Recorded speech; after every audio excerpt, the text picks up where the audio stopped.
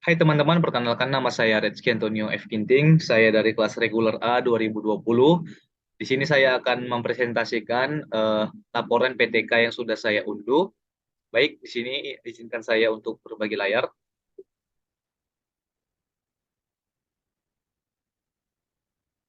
Baik, di sini sudah saya berbagi layar. Di sini saya akan laporkan ataupun presentasikan laporan PTK yang sudah saya unduh.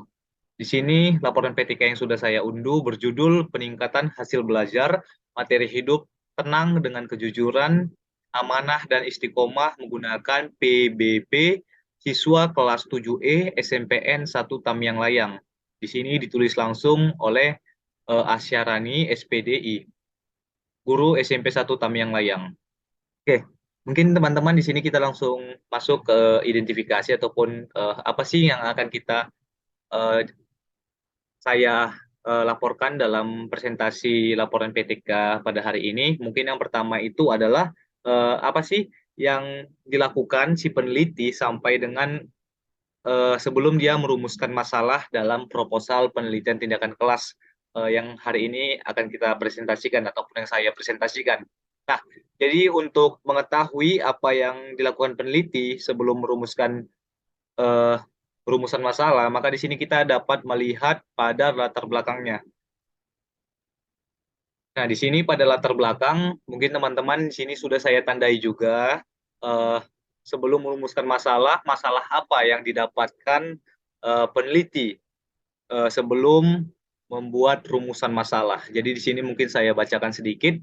Nah, landasan ataupun alasan untuk merumuskan masalah sebagai berikut.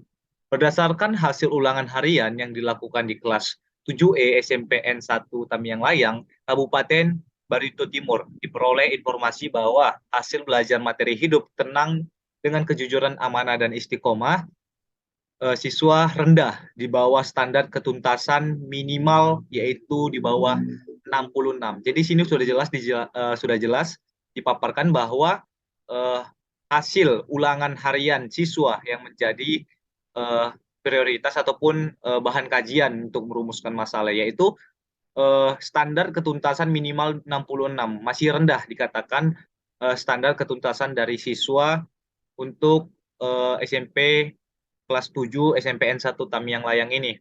Apa sih faktor-faktornya yang menjadi penyebabnya? Yang ini yang pertama itu ada kemampuan kognitif siswa dalam pemahaman konsep-konsep bahasa Indonesia yang masih rendah. Nah, yang kedua itu apa? Yang kedua itu ada pembelajaran yang berlangsung cenderung masih monoton dan membosankan. Dan yang ketiga itu siswa tidak termotivasi untuk belajar bahasa Indonesia hanya sebagai hafalan saja. Nah, dengan ketiga aspek ataupun ketiga faktor yang sudah dijabarkan ini, maka penulis ataupun peneliti mengembangkan menjadi sebuah rumusan masalah. Di sini ada rumusan masalah yang sudah dirumuskan, yaitu memperhatikan latar belakang pada masalah, maka dapat dirumuskan permasalahan sebagai berikut. Bagaimana PBB dapat meningkatkan hasil belajar materi hidup tenang dengan kejujuran, amanah, dan istiqomah siswa kelas 7 SMPN 1 Tamyang Layang. Nah, jadi di latar belakang sudah dijelaskan sebelum uh, penulis ataupun peneliti ini menuliskan rumusan masalah sudah dijabarkan, sudah dipaparkan mengenai permasalahan yang dapat didapati di lapangan. Jadi peneliti ini mendapatkan masalah itu dari hasil nilai ulangan siswa yang masih minim ataupun di bawah nilai KKM. Nah, mungkin kita sebagai presentasi selanjutnya itu kita akan membahas terkait eh, bagaimana sih teori ataupun teori-teori yang bagaimana yang digunakan peneliti, apakah masih relevan dengan perkembangan seperti sekarang. Nah, kita masuk saja langsung ke dalam bab 2. Nah, di bab 2 ini ada kajian pustaka karena kita akan menganalisis ataupun melaporkan apa ataupun bagaimana kecermatan peneliti dalam memilih teori dalam mendukung penelitiannya. Nah, kalau kita beranjak ke pada judul di awal yaitu peningkatan hasil belajar, materi hidup tenang dengan kejujuran, amanah, dan istiqomah yang menggunakan PBB siswa kelas 7E SMPN 1 Tamiang Layang. Jadi sini fokus utamanya itu meningkatkan hasil belajar materi hidup. Oke, teman-teman perlu diingat peningkatan hasil belajar. Jadi peningkatan hasil belajar ini akan berhubungan dengan bab 2 ataupun kajian teori yang digunakan, kecermatan penggunaan kajian teori, pemilihan kajian teori penulis dalam penelitiannya. Nah, jadi kalau kita tadi peningkatan seperti yang sudah di judul, maka kalau kita masuk di sini ada dipaparkan pengertian hasil belajar, yaitu ada ranah kognitif, ranah afektif, ranah psikomotorik. Nah, di sini juga dipaparkan hasil belajar siswa. Jadi tadi juga sudah disinggung di judul mengenai hasil belajar, peningkatan hasil belajar. Jadi sini sudah dipaparkan juga hasil belajar siswa itu dipengaruhi oleh apa? Dipengaruhi oleh faktor dalam siswa, faktor datangnya dari luar.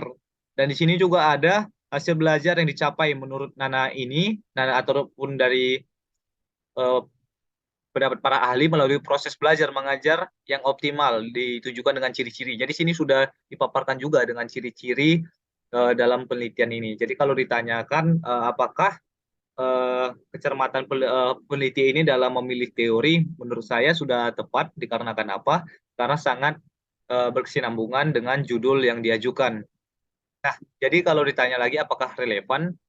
Nah, menurut saya sini salah satunya peneliti mengambil teori menurut si Bloom dalam Surjana 2012, tahunnya 2012. Kalau kita ambil secara garis besar ataupun secara penelitian, maka eh, biasanya yang sangat relevan teori yang diambil itu 5 tahun terakhir, dikarenakan eh, penelitian ini, proposal yang saya unduh, terbitan tahun 2017. Kalau kita kurangkan ke 5 tahun, maka pas tepat waktunya itu 2012. Maka di sini untuk teori Bloom 2012 halaman 53 ini tergolong masih relevan digunakan untuk penelitian ini.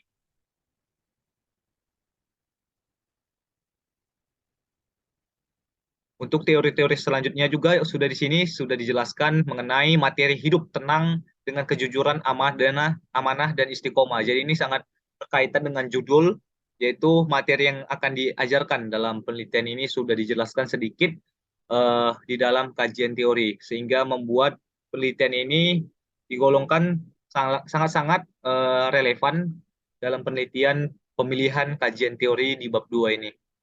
Nah, selanjutnya itu mungkin kita akan menganalisis ataupun mempresentasikan terkait bagaimana sih teknik pengumpulan data dan instrumen apa yang digunakan peneliti. Jadi kita langsung masuk ke dalam bab 3 untuk melihat teknik apa yang digunakan dan bagaimana teknik pengumpulan datanya. Jadi di sini sebelumnya saya jelaskan setting penelitian. Setting penelitian tindakan kelas ini di SMP 1 Tamiang Layang Kabupaten Barito, Timur, Provinsi Kalimantan Tengah, tahun pelajaran 2017-2018. Nah, di sini ada juga hasil tujuannya. Kalimantan Tengah memiliki sebanyak 18 ruangan fasilitas lengkap dan yang lainnya. Di sini juga ada dengan jumlah guru sebanyak 34 guru PNS dan 6 guru PHL serta 5 tenaga kependidikan. Nah, objek penelitian sudah jelas, yaitu adalah siswa SMP 1 Tamiang Layang. Nah, kalau ditanya untuk teknik pengumpulan data dan instrumen apa yang digunakan. Nah, jadi untuk teknik pengumpulan datanya kita bisa melihat sini. Nah, ini 3.4. Teknik pengumpulan data apa saja, teknik pengumpulan data dan instrumen apa. Instrumennya itu eh, teknik pengumpulan datanya pertama yaitu melakukan observasi. Yang pertama itu ada observasi. Tentunya kalau teknik observasi maka instrumennya itu lembar observasi. Nah, di sini observasi ini dilakukan oleh guru yang bersangkutan dan seorang kolaborator untuk merekam perilaku aktivitas guru dan siswa selama proses pembelajaran berlangsung menggunakan lembar observasi. Ini perlu ditekankan, menggunakan lembar observasi. Jadi sudah jelas. Nah, yang kedua itu apa? Yang kedua itu ada tes hasil belajar untuk mengetahui tingkat pemahaman siswa. Jadi instrumen yang digunakan itu apa? Instrumen yang digunakan pada penelitian tindakan kelas ini yaitu yang pertama, lembar tes. Lembar tes ulangan harian untuk mengetahui hasil belajar siswa. Dan yang kedua itu lembar observasi. Ini sudah jelas karena teknik pengumpulan data yang pertama itu adalah observasi, maka eh, instrumennya adalah lembar observasi. Dan yang ketiga itu ada lembar observasi guru. Jadi ada lembar observasi untuk siswa, ada juga lembar observasi untuk guru. Nah, teknik analisis data. Mungkin di sini kita bisa menambahkan pertanyaan terkait di bab 3 ini, bagaimana sih teknik analisis data yang digunakan peneliti PTK yang sudah saya unduh ini. Nah, jadi di dalam penelitian yang proposal yang sudah saya unduh, teknik analisis datanya kita bisa melihat bersama-sama di sini. Nah, data hasil penelitian dianalisis secara deskriptif seperti berikut. Nah, yang pertama itu, data tes hasil belajar digunakan untuk mengetahui ketuntasan. Jadi, yang pertama itu data hasil ulangannya digunakan untuk mengetahui ketuntasan dari siswa tersebut. Nah, kriterianya apa? Kriteria ketuntasan minimal KKM secara individual jika siswa tersebut mampu mencapai nilai 66. Ini bisa digarisbawahi, mencapai nilai 66.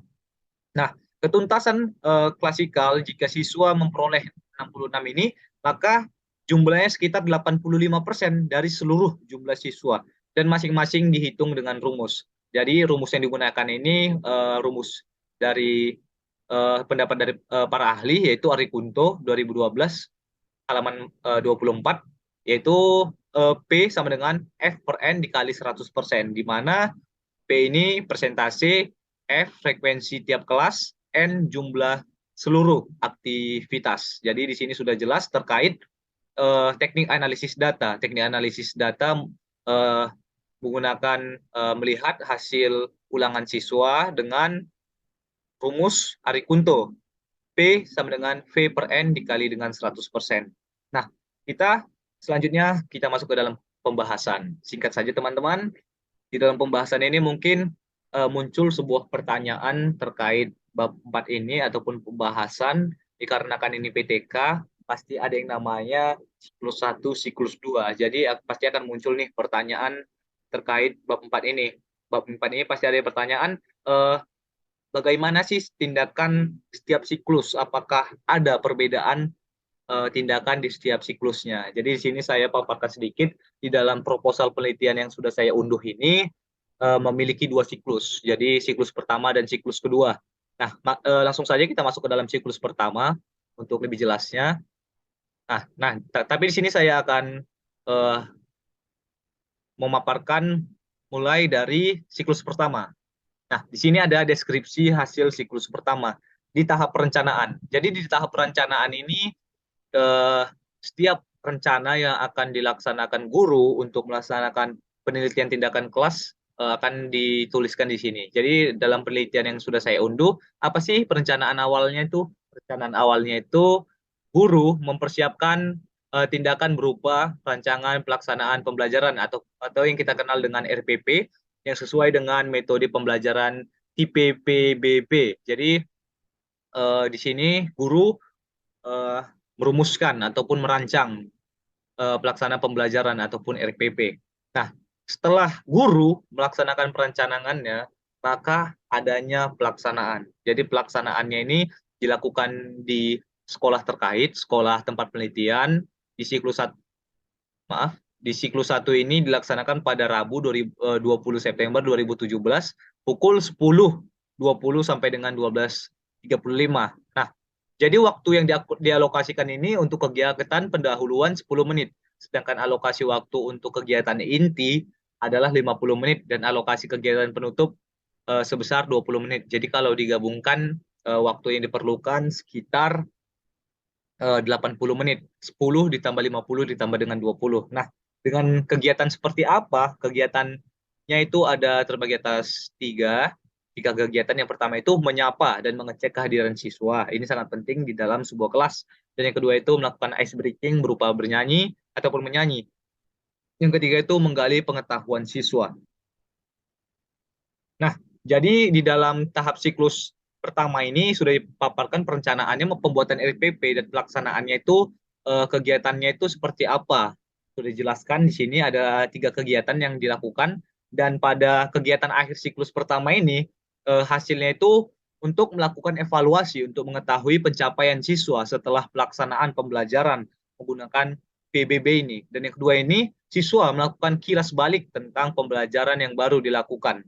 Dan yang ketiga, siswa dan guru merayakan keberhasilan belajar dengan bertepuk tangan dan bergembira. Nah, di sini yang ketiga ini ada observasi hasil belajar siswa. Jadi peneliti juga mengobservasi hasil belajar siswa di sekolah penempatan.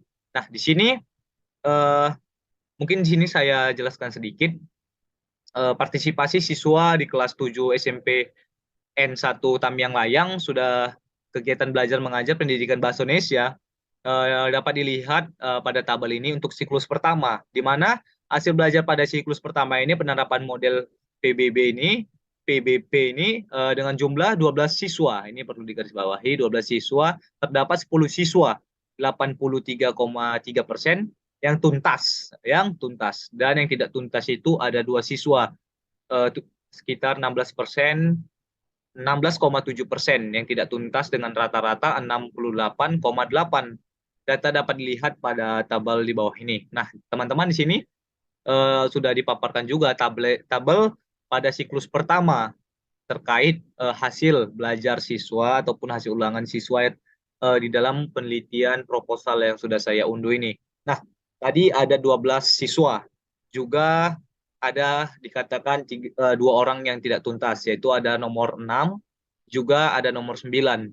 Nah, dari 12 orang memiliki ketuntasan klasikal 83,3% dan rata-rata ketuntasannya itu 68,8%. Jadi untuk mendapatkan rata-rata ini kita sudah mengetahuinya banyak data ataupun banyak nilai dijumlahkan secara keseluruhan, dapatlah jumlahnya 825 dibagikan dengan banyak data. Banyak data itu berapa? Banyak data adalah 12 siswa di dalam penelitian ini. Maka 825 dibagi dengan 12, maka akan dapat hasilnya 68,8.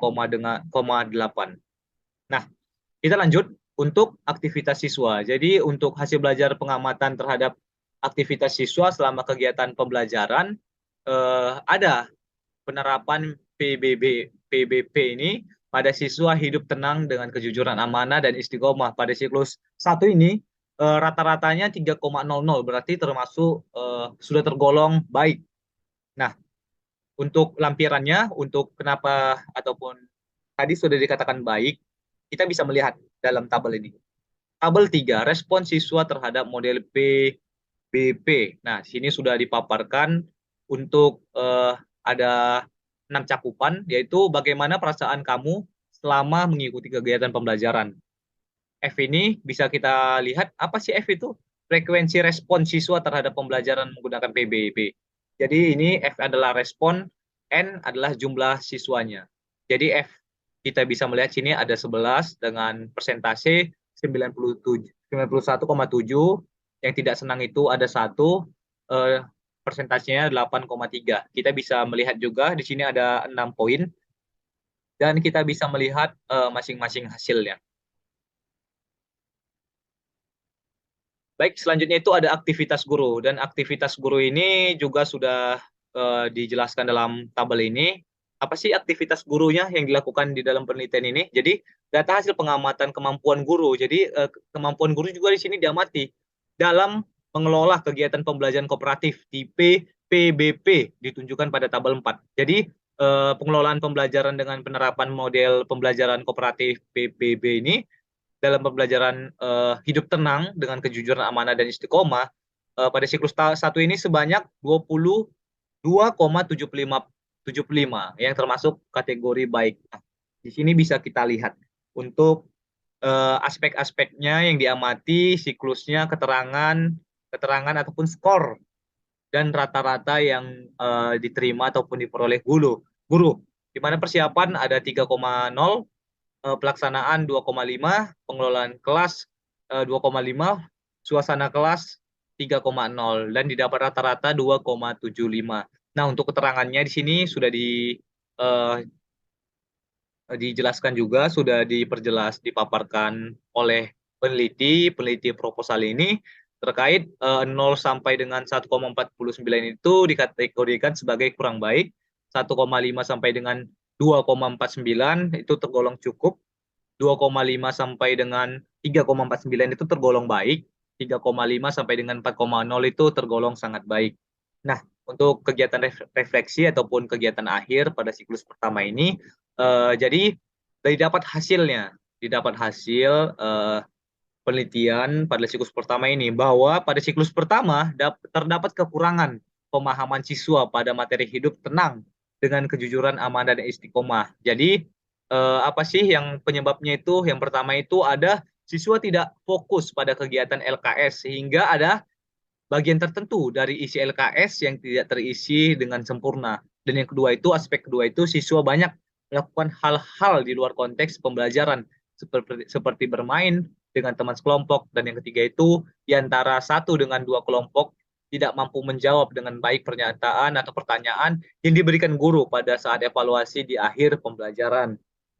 Nah, jadi untuk masalah yang pertama peneliti menugaskan tiga orang. Jadi untuk jalan keluar sedikit di dalam penelitian ini, yaitu ini yang sudah saya uh, garisi, bahwa untuk masalah pertama peneliti menugaskan untuk 3 orang siswa pada setiap kelompok untuk menulis hasil kegiatan akhir agar semua LKS terisi secara keseluruhan. Dengan cara demikian dapat didata ataupun data terkumpul menjadi lengkap sehingga siswa memahami materi pengelompokan yang baru. Begitu juga masalah kedua dan ketiga sini sudah dijelaskan juga untuk adaptasi ataupun dilanjutkan pada siklus kedua. Maka di sini setelah didapatkan permasalahan pada siklus pertama, ini tidak ada 3 permasalahan di siklus pertama yang belum dapat maksimal, maka akan dilanjutkan pada siklus kedua. Jadi siklus pertama dan siklus kedua ini saling berkesinambungan, tidak terpisahkan.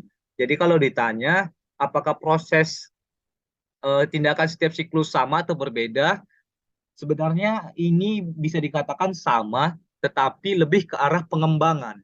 Pengembangan maksudnya apa?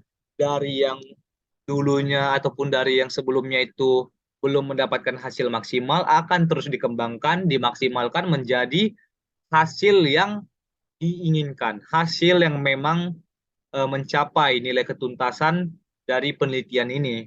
Nah, jadi sebenarnya dalam penelitian ini tetap sama seperti yang sudah saya jelaskan, tetapi akan mengalami yang namanya pengembangan setiap poinnya. Tadi di siklus pertama kan ada 3 masalah yang eh, belum mencapai titik maksimal ataupun yang diinginkan dari penelitian ini. Jadi akan dibahas kembali pada siklus kedua.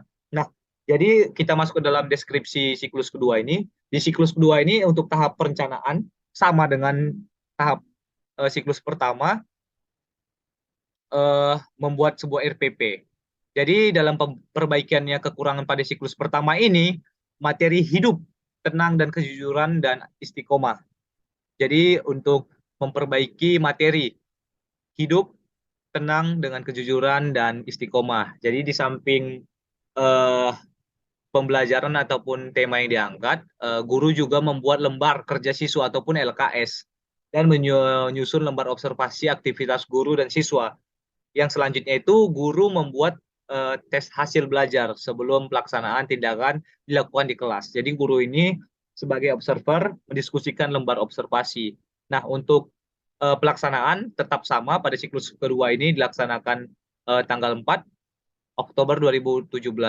Nah, untuk alokasi waktunya ini masih sama pada siklus pertama 10 menit, 50 menit, dan 20 menit pada kegiatan penutup.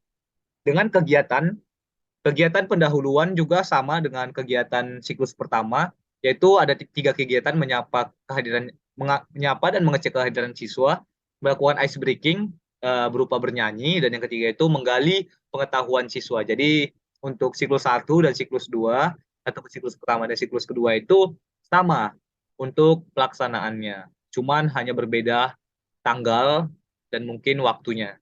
Tetapi untuk kegiatan inti atau kegiatan pendahuluan itu masih sama-sama memiliki 3 poin dan tiga-tiganya juga sama. Nah, jadi untuk kegiatan akhir dari kegiatan siklus 2 ini, yang pertama itu adalah melakukan evaluasi untuk mengetahui pencapaian siswa setelah melaksanakan pembelajaran pengetahuan mencapai siswa setelah melaksanakan pembelajaran dengan strategi PBP.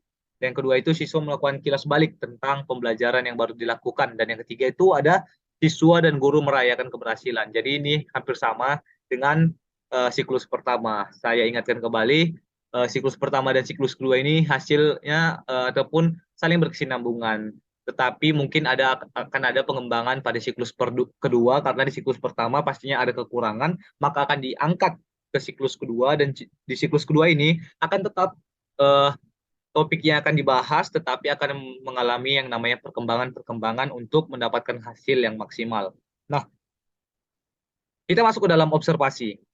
Kalau kita tadi sudah membahas perencanaan dan juga pelaksanaan, kita akan masuk ke dalam observasi pada siklus kedua ini. Jadi dalam observasi ini, partisipan siswa kelas 7E SMP 1 Tamiang Layang ini dalam kegiatan belajar mengajar pendidikan bahasa Indonesia terlihat dari hasil belajar siklus kedua ini. Jadi hasil belajar pada siklus kedua ini dalam penerapan model pembelajaran kooperatif di PBP dengan jumlah 12 siswa. Terdapat 12 siswa ataupun 100%. Di sini sudah 100% yang tuntas. Dan yang tidak tuntas itu 0 siswa ataupun 0%. Yang tidak tuntas dan nilai rata-rata sebesar 77,7%. Datanya bisa kita lihat bersama di dalam kolom ini ataupun tabel 5 hasil ulangan harian pada siklus kedua. Sudah setelah melakukan pemberlakuan ataupun pengenalan, di sini akan ada hasil ulangan harian pada siklus kedua. Jadi di sini ada hasil ulangan. Sudah dikatakan tadi pemaparan di atas bahwa semua siswa, sebanyak 12 siswa, itu tuntas secara keseluruhan. Tidak ada yang tidak tuntas. Nah, untuk rata-ratanya didapat 77,9%, di mana hasil nilai secara keseluruhan, jika ditambahkan nilai secara keseluruhan ini, maka akan didapat 935, akan dibagi dengan banyaknya data, banyaknya siswa, yaitu 12 siswa, maka akan didapat 77,9% dengan ketuntasan klasikal 100%, dikarenakan memang secara keseluruhan secara keseluruhan ini 12 siswa lulus, tidak ada yang tidak tuntas ataupun tidak lulus, keseluruhan lulus. Nah, untuk aktivitas guru sendiri di sini juga mengalami pengembangan setelah dilakukan adaptasi, yaitu yang pertama itu pengelolaan pembelajaran dengan penerapan PBB ini dalam materi pembelajaran hidup tentang kejujuran, amanah, dan istiqomah pada siklus 1 sebesar 33,25 yang berarti termasuk baik. Nah, di sini juga dijelaskan, mungkin di sini ada tipe teman-teman. Di sini sebenarnya bukan siklus 1 tetapi siklus 2, karena kan kita sudah membahas siklus 2. Harusnya di sini adalah siklus 2. Nah, di sini di dalam data penelitian pengelolaan pembelajaran menggunakan PBP, di sini kita bisa melihat bersama-sama untuk adanya peningkatan, yaitu persiapan 4,0 sangat baik, tergolong sangat baik, yang tadinya ini hanya baik. Pelaksanaan 3,0 tergolong baik, pengelolaan kelas 3,0 tergolong baik, 4 suasana kelas 3,0 tergolong baik, dan mendapatkan rata-rata 3,25 baik. Nah, di sini untuk aktivitas guru juga mengalami peningkatan pada siklus kedua ini setelah melakukan adaptasi dari siklus pertama. Dan untuk selanjutnya itu ada pembahasan hasil belajar. Nah, jadi dalam hasil pembelajaran penelitian laporan PTK ini, hasil penelitian menunjukkan bahwa hasil belajar siswa ini kelas 7 kelas 7E SMPN 1 Tamiang Layang pada siklus pertama ini diperoleh rata-rata siklus pertama sebesar 68,8% dengan nilai tertinggi adalah 80. Terdapat 1 orang dan nilai terendah adalah 50. Terdapat juga 1 orang dengan ketuntasan belajar 83,3%, dan yang tidak tuntas sebanyak 6,7%. Nah, sedangkan di siklus kedua ini untuk materi hidup tenang dengan kejujuran, amanah, dan istiqomah diperoleh rata-rata siklus kedua ini sebesar 77,7%. Jadi kalau kita lihat, kita bandingkan dengan siklus pertama yang ini, 68,8 dengan 77,9 mengalami peningkatan. Nah, selanjutnya dengan nilai tertinggi 90 yang tadinya hanya di sini mendapatkan nilai tertinggi 80, di sini sudah ada siswa yang mendapatkan nilai tertinggi sebanyak 90. Dan nilai terendah adalah 70, terdapat 2 orang. Tadi kalau di siklus pertama di sini ada 51 orang. Jadi di sini meningkat dia 70 menjadi 2 orang. Jadi tidak di bawah KKM, dan di siklus kedua ini secara keseluruhan siswa lulus, tidak ada yang tidak lulus dengan ketuntasan 100%. Dan dengan tidak ketuntasan ataupun ada tidak ketuntasan itu 0% karena memang sudah jelas bahwa tidak ada siswa yang tidak tuntas. Nah, jadi siswa yang tidak tuntas baik siklus 1 maupun siklus 2 adalah siswa yang sama. Ini disebabkan siswa tersebut pada dasarnya tidak ada niat. Dasarnya tidak ada niat untuk belajar, sering tidak masuk sekolah. Jadi maksud dalam pernyataan ini di siklus 1 dan siklus 2 ini sebenarnya orangnya tetap sama. Walaupun dia lulus ataupun memiliki nilai terendah, itu adalah orang yang sama. Karena apa? Karena tidak ada niat untuk belajar dan sering tidak masuk ke sekolah. Nah, baik, di sini kita masuk ke dalam aktivitas siswa. Nah, kalau di siklus 2 untuk aktivitas siswa ini dilakukan mendengarkan dan memperhatikan penjelasan guru. Kerjasama dalam kelompok, bekerja dalam menggunakan alat peraga, keahlian siswa, dan dalam diskusi mempresentasikan hasil diskusi, menyimpulkan materi, dan kemampuan siswa menjawab pertanyaan guru. Jadi di sini ada aktivitas siswa yang baru yang tidak ada di dalam siklus pertama, yaitu mendengarkan, memperhatikan penjelasan guru. Jadi di dalam aktivitas siswa di siklus kedua ini dia lebih diajak siswa itu untuk berperan aktif, untuk belajar lebih aktif dalam pembelajarannya. Nah, dalam hasil penilaiannya dilakukan aktivitas siswa ini yang paling dominan dilakukan yaitu bekerja sama dengan mengerjakan LKS ataupun berdiskusi. Jadi hal ini menunjukkan bahwa siswa saling bekerja sama dan bertanggung jawab untuk mendapatkan hasil yang baik. Nah, untuk pembelajaran PBP ini uh, di siklus kedua, kemampuan guru dalam mengelola model pembelajaran kooperatif di BPP ini menurut hasilnya pengamatan termasuk sudah tergolong kategori baik untuk semua aspek. Nah, berarti secara keseluruhan guru ini telah memiliki kemampuan yang baik dalam pengelolaan PBP ini dalam materi hidup tenang dengan kejujuran, amanah, dan istiqomah.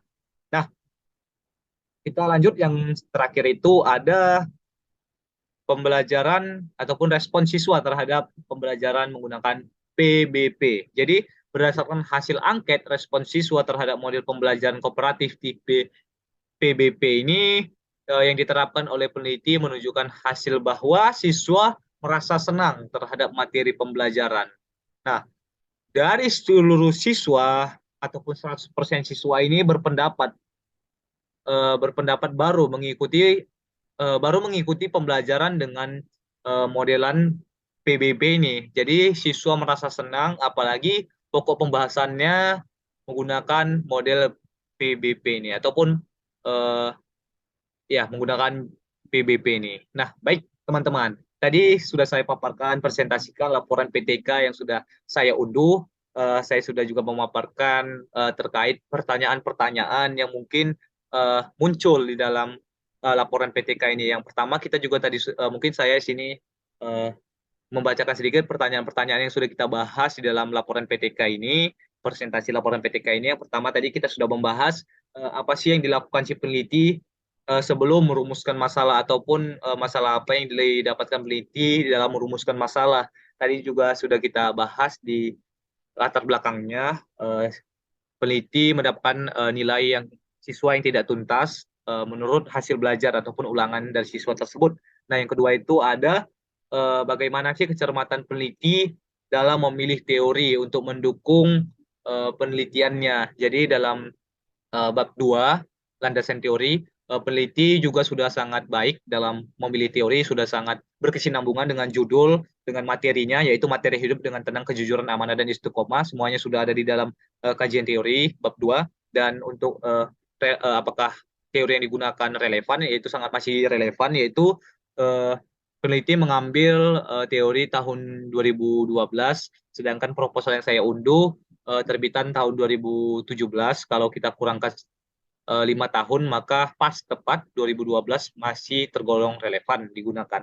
Jadi mungkin tadi teman-teman apa sih PBP ini? Dari tadi saya mengatakan PBP, PBP, PBP, teman-teman mungkin masih bingung apa sih PBP itu. Jadi PBP itu singkatan dari Project Based Learning. Nah, baik. Kalau yang ketiga tadi, instrumen pengumpulan data. Dan instrumen apa saja sih yang digunakan penelitian ini, dalam penelitian ini kita sudah membahas di dalam bab 3 mengenai eh, teknik pengumpulan data dan instrumen yang digunakan. Nah, di sini ada teknik pengumpulan datanya, observasi dan hasil tes, dan juga instrumen yang digunakan ada lembar tes dan juga lembar observasi. Dan yang keempat itu ada proses tindakan setiap siklusnya. Oh, maaf, yang ke masih di bab 3 yang menjadi sebuah pertanyaan juga tadi ada teknik analisis data yang digunakan ini. Penelitian ini seperti apa sih teknik analisis datanya? Jadi sudah ini ke teknik analisis datanya mengambil menurut Ari Kunto, yaitu P sama dengan F per N dikali dengan 100%. Nah, yang terakhir itu bagaimana sih proses tindakan setiap siklus, sama atau berbeda dari siklus pertama ke siklus kedua? Apakah siklus kedua ini sama dengan siklus pertama atau berbeda? Jadi sudah saya jelaskan juga untuk siklus pertama, setelah melakukan pelaksanaan dan melakukan evaluasi atau refleksi, maka akan didapatkan permasalahan hasil yang belum maksimal. Maka di dalam hasil yang belum maksimal tadi, tadi ada 3 poin di dalam siklus pertama yang membuat siklus pertama ini belum tergolong maksimal. Nah, ini di sini ada 3 poin yang menjadi problem di dalam siklus pertama yang akan diangkat pada siklus kedua. Nah, jadi dalam siklus kedua ini akan membahas 3 poin ataupun lebih memfokuskan 3 poin ini di dalam siklus 2. 3 poin ini. Nah, untuk meningkatkan 3 poin ini. Jadi kalau ditanya apakah berbeda, maka jawabannya tidak berbeda, sama. Tapi dalam hal konteksnya ini, di dalam siklus pertama dan siklus kedua itu tetap sama, tetapi di dalam siklus kedua ini adanya adaptasi ataupun adanya pengembangan-pengembangan yang dilakukan. Jadi ada penjabaran ataupun penelitian ataupun adaptasi yang dilakukan di siklus kedua yang tidak ada di siklus pertama. Ada ada beberapa tadi yang ada dilakukan di siklus kedua tetapi tidak ada dilakukan di siklus pertama. Jadi adanya pengembangan-pengembangan yang dilakukan di siklus kedua. Jadi sebenarnya kalau tanya apakah siklus pertama dan siklus kedua itu berbeda, jawabannya sama, tetapi di siklus kedua ini adanya pengembangan-pengembangan yang dilakukan. Baik teman-teman, mungkin ini sedikit presentasi laporan PTK dari saya. Saya Rezky Antonio Frasteven Ginting. Memohon maaf jika ada salah-salah kata, tutur kata yang sudah saya sampaikan dalam presentasi laporan PTK yang sudah saya paparkan pada hari ini. Saya Rezky Antonio Frasteven Ginting mengundurkan diri. Terima kasih.